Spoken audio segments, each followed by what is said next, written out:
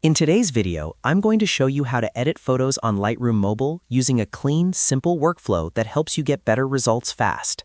We'll go step by step through the exact tools you should use, from cropping and lighting to color, effects, and detail. If you've ever opened a photo and felt overwhelmed by all the sliders, don't worry. By the end of this video, you'll know exactly what to touch and what to leave alone. And if this tutorial helps, make sure to hit the like button and subscribe for more easy editing guides. All right, let's jump in. First, open Adobe Lightroom Mobile and import the photo you want to edit.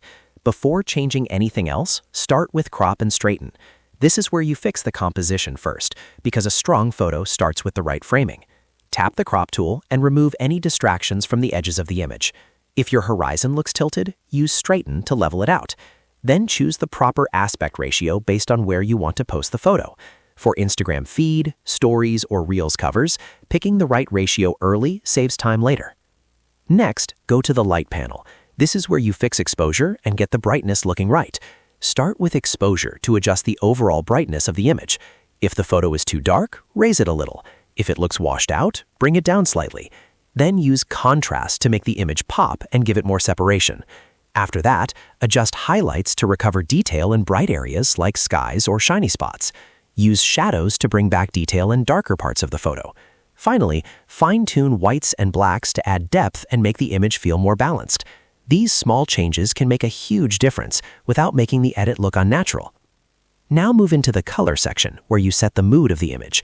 Temperature controls whether the photo feels warm or cool. If you want a cozy, golden look, warm it up a little. If the image looks too yellow, cool it down.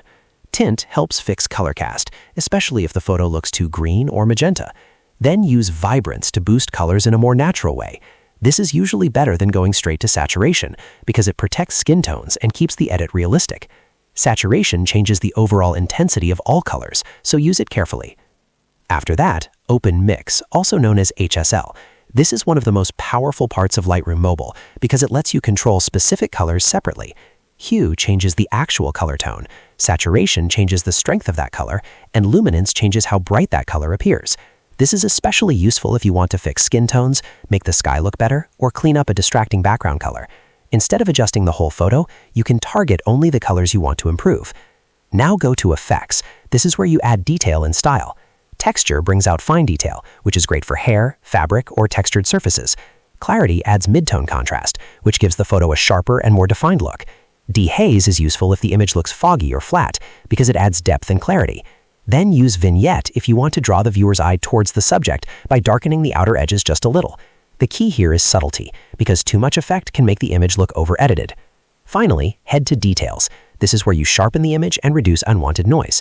Use Sharpening to make the photo look crisp, but don't overdo it or the image can start looking harsh. If the photo has grain or low light noise, use Noise Reduction to smooth it out.